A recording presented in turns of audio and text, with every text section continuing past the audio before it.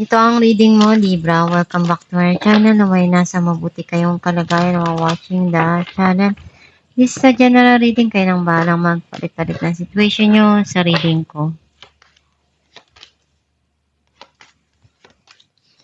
Every moment, each second of the day, something in the most special way.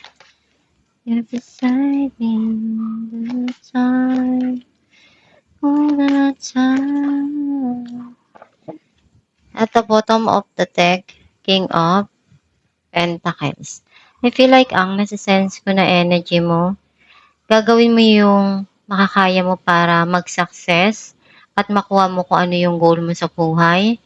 Some of you, nagkakaroon ng stability, yung financial mo, yung income mo.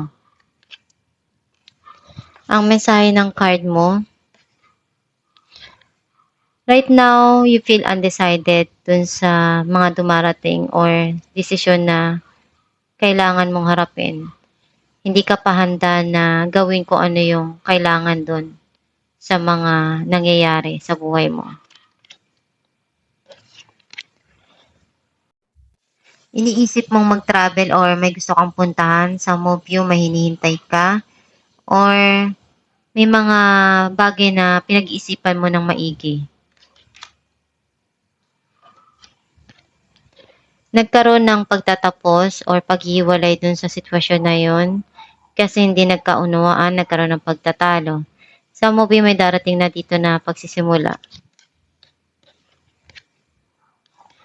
Ilang beses kang nasaktan, nadapa, pero babangon ka pa rin. And natuto ka na. Naglagay ka na ng wall sa puso mo para doon sa mga taong gustong manakit sa'yo. Or you feel grounded na.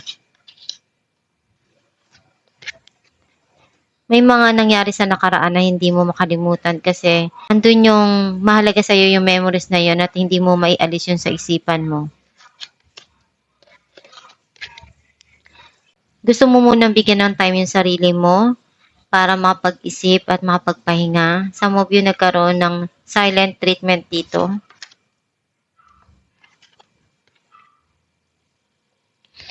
Iniisip mo kailan kaya darating yung panahon na ikaw naman yung makakaramdam ng mga bagay na binibigay mo or makakatanggap ng mga ginawa mo. Some of you, darating din yung panahon na anihin mo rin lahat ng mga pinaghirapan mo.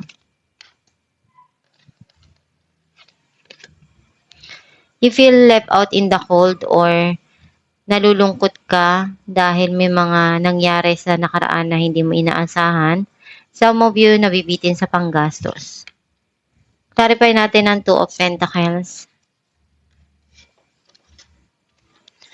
Five of Pentacles and Nine of Pentacles. Masaya ka doon sa mga na-achieve mo sa buhay. Pero may moment pa rin na nagpapalungkot sa iyo kapag naalala mo yung mga nangyari sa nakaraan. And may mga desisyon kang kailangan na harapin at pag-isipan ng mabuti. Even though para sa'yo, andun yung hindi ka pa handa na ibigay yung desisyon na yon. Pero kailangan mong gawin at harapin. Clarify natin ang The Tower. The Moon and Knight of Wands. Pero darating na tao na hindi mo inaasahan sa buhay mo. Itong tao na to, pabalik-balik, mapaglaro or some of you may darating na pagsisimula sa buhay mo and kailangan mo pag-isipan ng mabuti kung ano yung sa tingin mo magpapasaya para sa'yo at kung ano yung passion na gusto mong harapin at umpisan sa buhay mo. Clarify natin ang The Hermit. Queen of Cups and Two of Swords. Marami kang pagsubok na pinagdaanan sa buhay at natuto ka doon. Maraming naging aral yun sa'yo. Ngayon alam mo na kung ano yung pupunuan mo at ano yung ibibigay mo para sa sarili mo. Andun yung pagmamahal na nag-uumapaw sa puso mo. Clarify natin ang Seven of Pentacles, Eight of Pentacles and the Wheel. Nagsusumikap ka palalo para magtagumpay sa buhay. Nagkaroon na ng end of cycle yung sa nakaraan, may new cycle na papasok na sa buhay mo. And andun yung peace of mind and harmony. Clarify natin ng Three of Wands, the Lovers, and Ten of Swords. Nagkaroon ng end yung situation na yun kasi napagod ka na. Some of you may mga gusto ka ng kalimutan at harapin para sa kinabukasan mo. Andun yung pagmamahal and also pinupunuan mo kung ano yung makakaya mo sa bawat sitwasyon na dumarating sa buhay mo.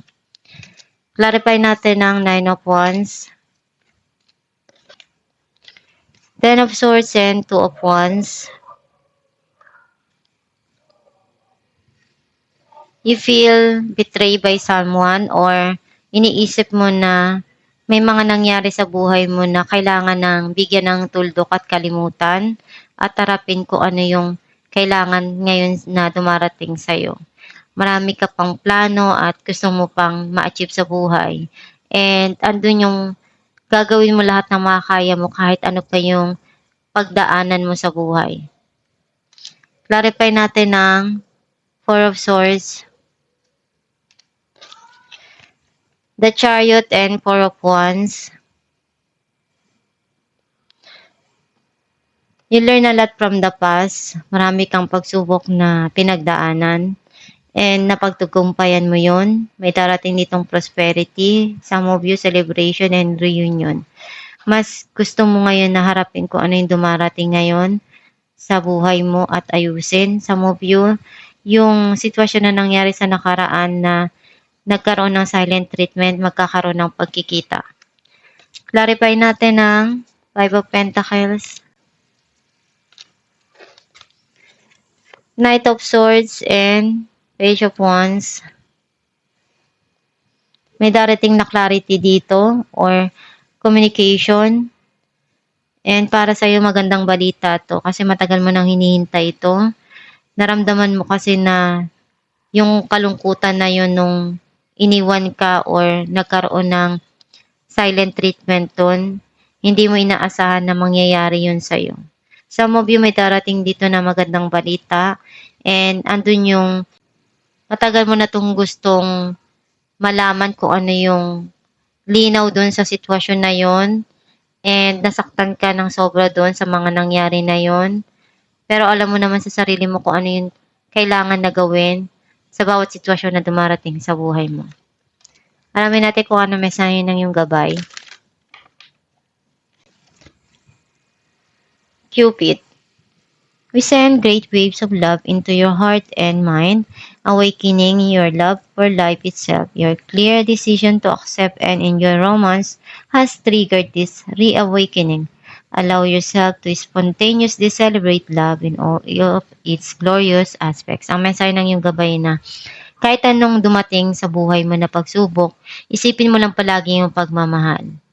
And continuous yung pagmamahal na binibigay ng Diyos palagi sa atin. Kahit ano yung pagsubok na dumating sa buhay mo, andun pa rin yung pagmamahal.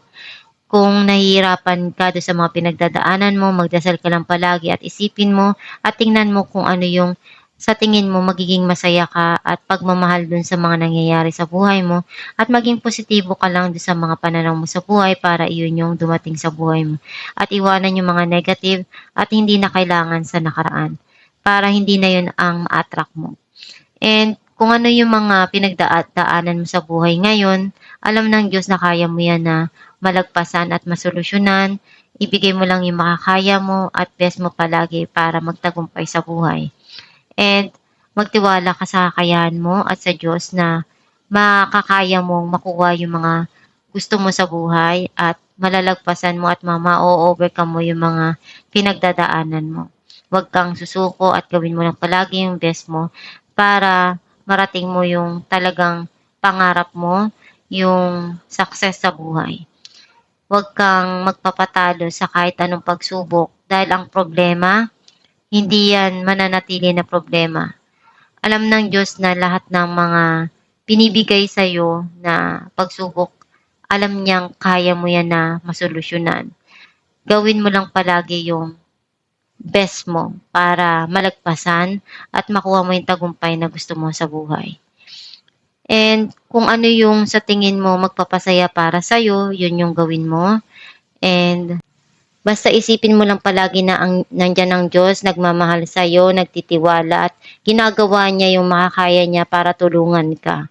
Huwag kang susuko at gawin mo lang palagi yung kaya mo na maibigay sa mga sitwasyon na dumarating sa buhay mo. At itong yung reading Libra, kung nakaresonate ka, kindly comment down below. Thank you for watching.